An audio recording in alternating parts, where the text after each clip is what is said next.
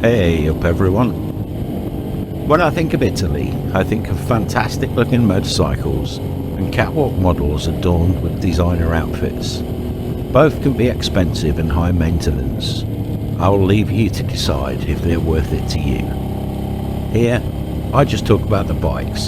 They are the supermodels here. I have my personal favourites, and I've owned Cagivas and Laverdas for years now. One of the latest additions was a beautiful old Aprilia Pegaso that I love too, and I'm lucky to have a Laverda SF2 that I've spent years rebuilding. Finally, it's nearly there now. There is a style that seems ubiquitous with Italian motorcycles, and love it or not, there are aspects of that Italian way that you have to respect.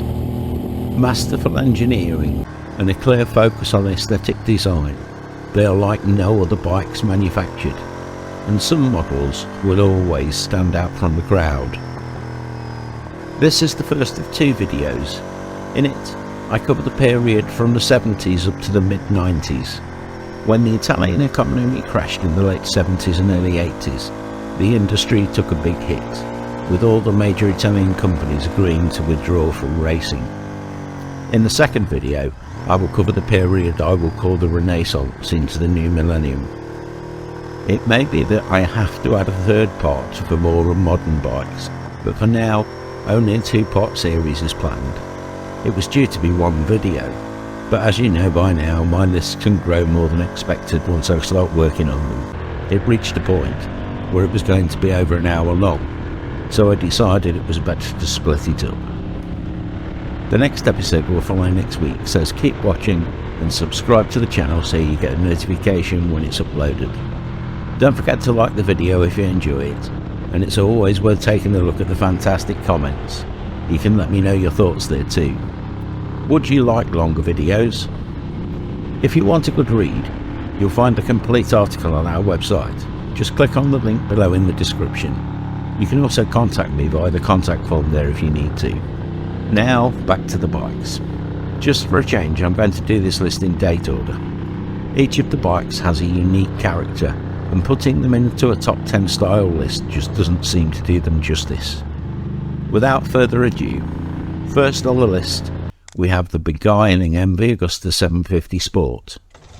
First built in 1970, it was the ultimate look-at-me motorcycle.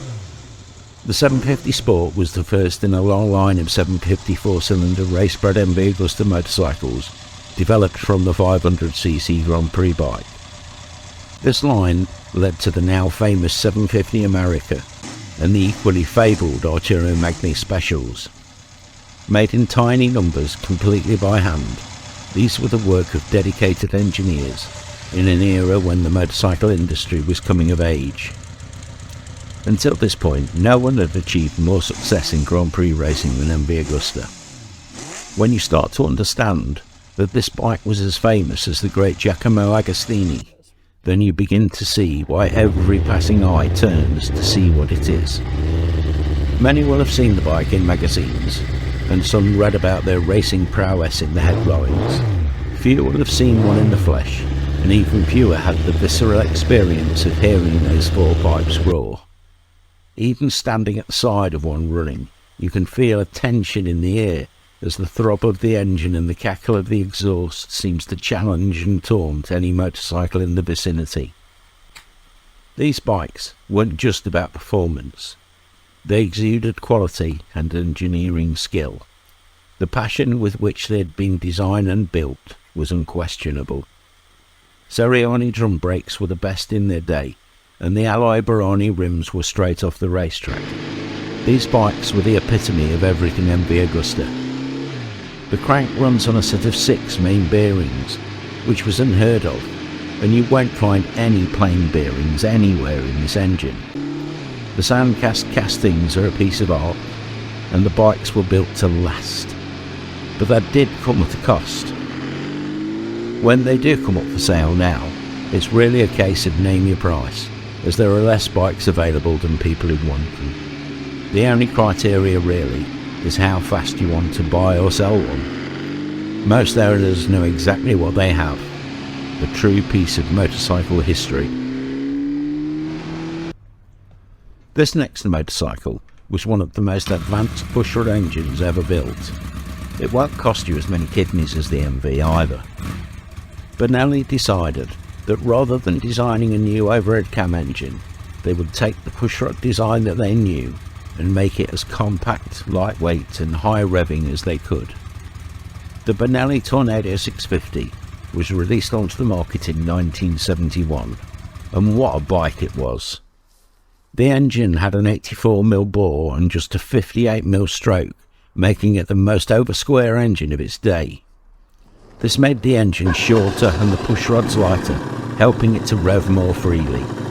It influenced the major move to over-square engine design, so earns its place here for everyone that loves to rev their bikes hard.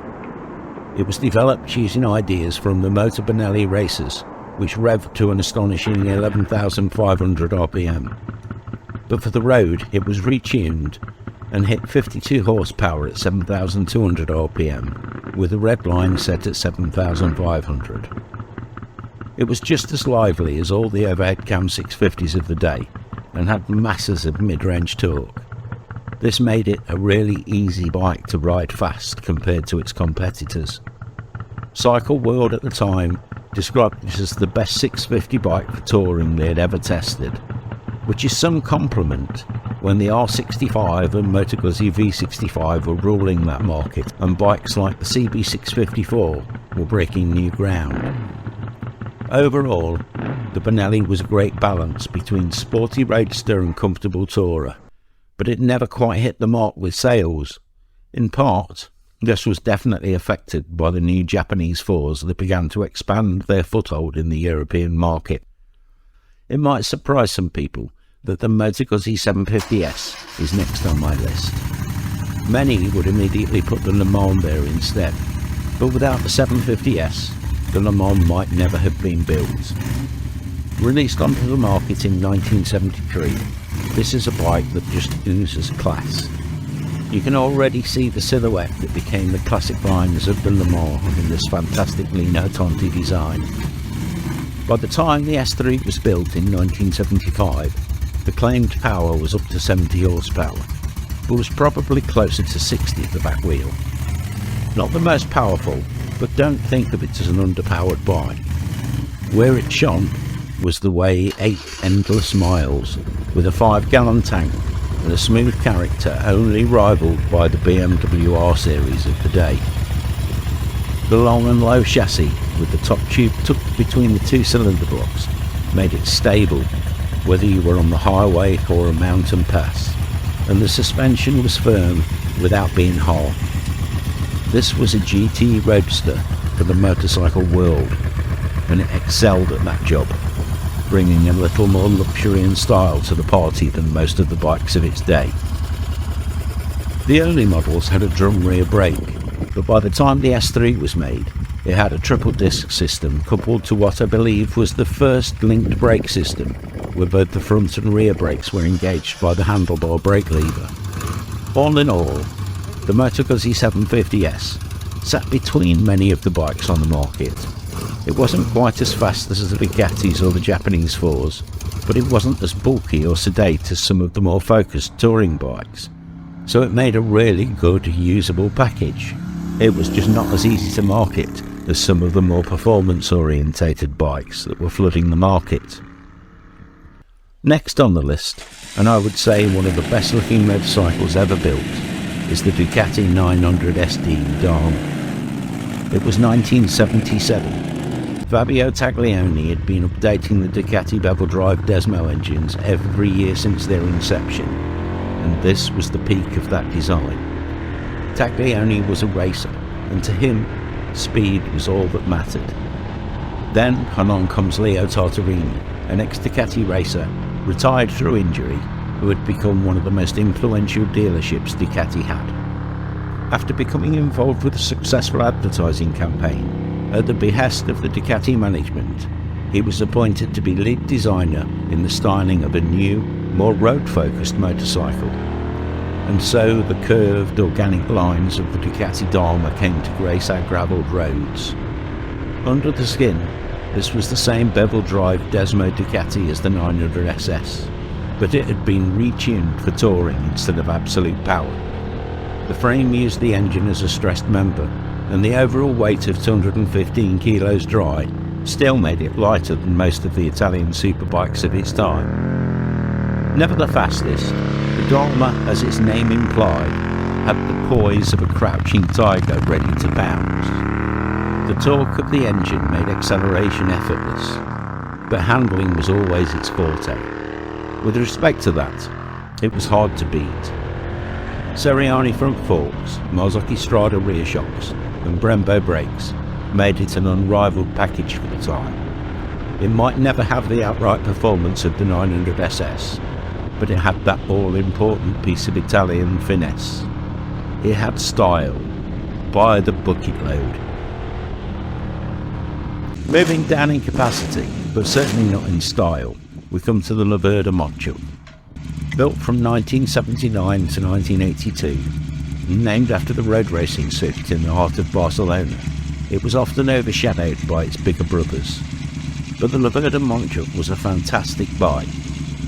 Built with the passion for excellence that Laverda had become synonymous with, the casting facilities at the Bragance factory were second to none at the time.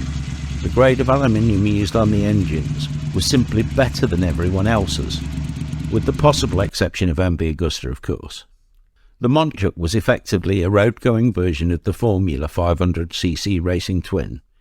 It wasn't refined, it rattled like a tin can full of ball bearings with a megaphone attached, but it was a stunning motorcycle to ride, and loved to be revved. You could think of it like a Ducati Desmo single fed from birth on steroids as much as a scaled-down Laverda SFC. Either way, this was a bike that begged to be ridden hard. Compared to the 500cc bikes of the day, it was streets ahead. It was a small, lightweight bike that was more comparable to the RD350LC in size than other 500s of its day, and this showed with razor-sharp handling.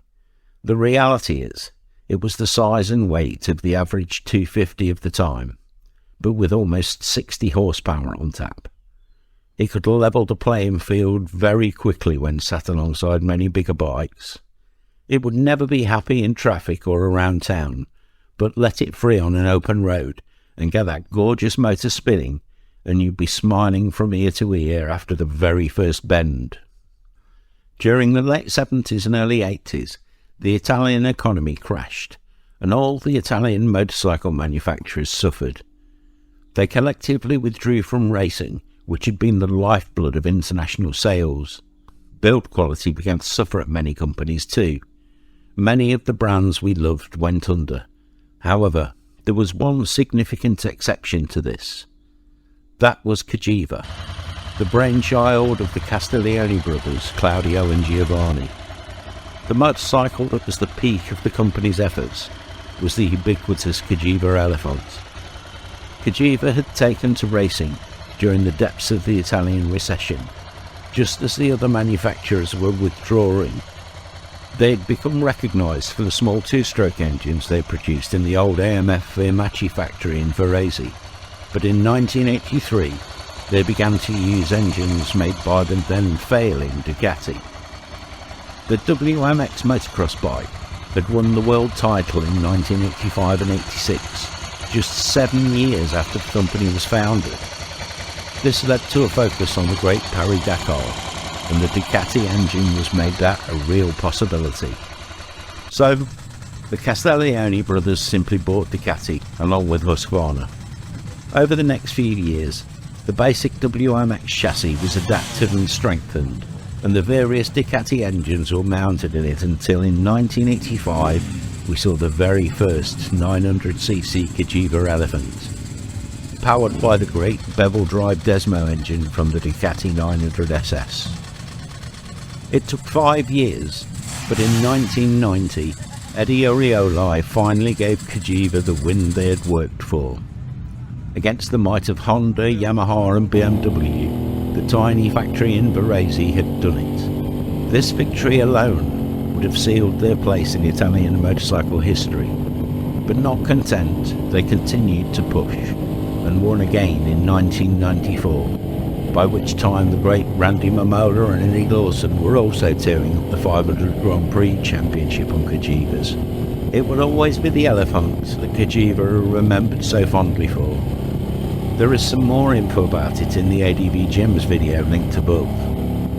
This bike was so famous and so well loved that 30 years later, despite having no real connection to the company built by the Castiglione brothers, both Ducati and MV Agusta have tried to revive the spirit of the original Cagiva Elefant with the Desert X and Lucky Explorer adventure bikes.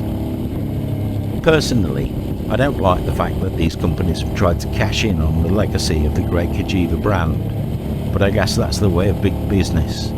I do wonder what the Castiglione brothers would have to say about it outside of the press box. Another company that used the Paris-Dakar to boost sales was Gilera. In 1991, they won the Dakar Silhouette class for production-based bikes, and the RC600, designed by the great Federico Martini of Bimota fame, would seal its place in the Motorcycle Hall of Fame.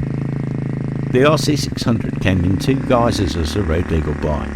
One, the RC600C, was more of an adventure bike, while the other, the RC600R, was a lighter and more dirt-focused dual sport motorcycle.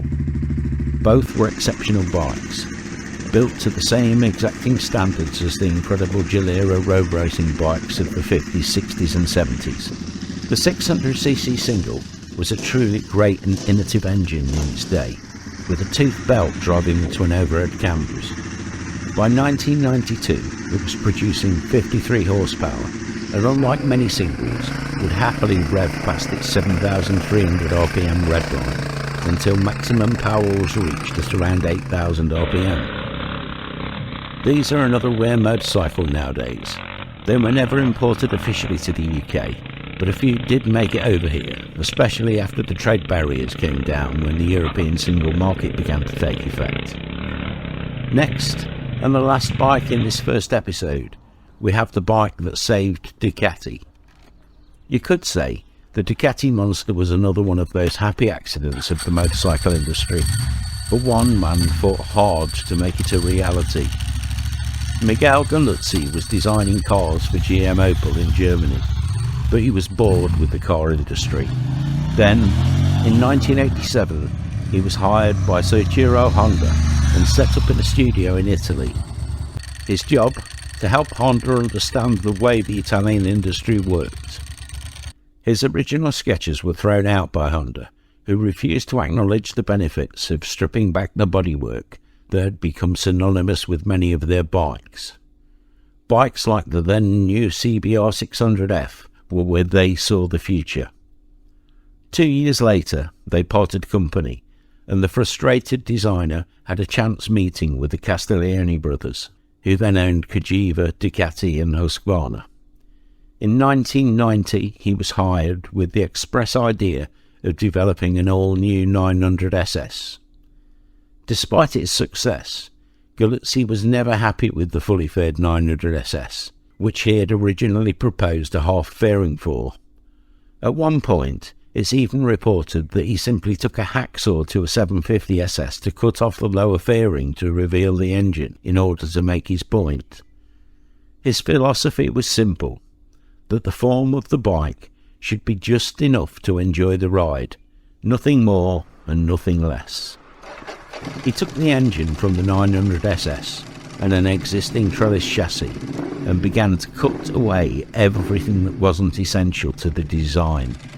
From engine to chassis, each piece was minimised or removed until a basic shape began to appear, revealing a motorcycle reminiscent of the past but also looking to the future.